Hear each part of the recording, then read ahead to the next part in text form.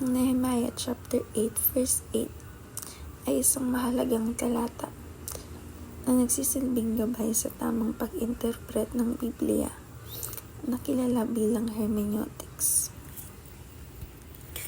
Ayon sa talata, kanilang binasa ang aklat ng kautusan ng Diyos ng malinaw at kanilang ipinaliwanag ang kahulugan nito. Ano pa't kanilang napaintindi ang binasa? Mula rito, makikita natin ang tatlong pangunahing hakbang sa tamang interpretasyon ng kasulatan.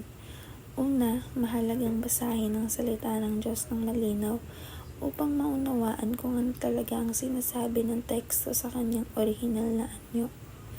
Pangalawa, kailangan itong ipaliwanag ayon sa konteksto ng kasaysayan, kultura, wika at uri ng panitikan upang mailahad ang tunay na kahulugan. Pangatlo, ang layunin ng pagbibigay kahulugan ay upang ito'y maunawaan at maisabuhay sa mga tao. Sa madaling sabi, ang tamang hermeneutics ay binubuo ng tatlong yugto.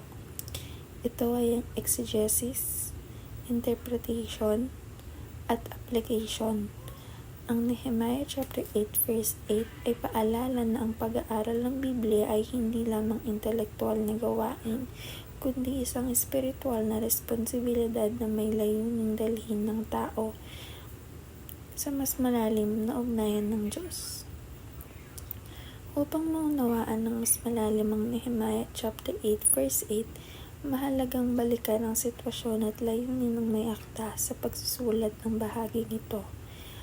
Ang aklat ng Nehemiah ay isinulat matapos bumalik ang mga Israelita mula sa pagkakatapon sa Babylonia. Si Nehemiah, isang lider at tagapamahala, ay kinamit ng Diyos upang muling itayo ang mga pader ng Jerusalem at panumbalikin ang pananampalataya ng bayan.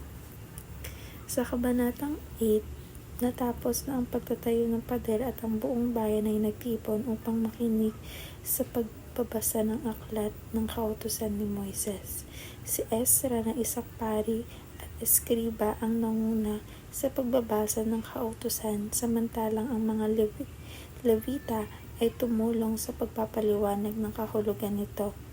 Sa panahon ngayon, maraming Israelita ang hindi nakakaintindi ng wikang Hebreo o ng nilalaman ng kautusan dahil sa mababang panahon ng pagkakahiwalay sa kanilang lupain at pananampalataya. Kaya't ang layunin ng pagbabasang ito ay hindi lamang upang ipaalala ang batas ng Diyos, kundi upang gabayan ng bayan sa isang espiritual na pagbabalik loob at muling pagtatalaga ng kanilang sarili sa Diyos at sa kanyang salita. Interpreting the Bible responsibly requires testing every interpretation on against the full counsel of Scriptures. This means examining any single verse or idea in light of the Bible's overarching themes: God's holiness and justice, His love and mercy, the unity between the Old and New Testaments, the central role of Jesus Christ in the unfolding story of redemption.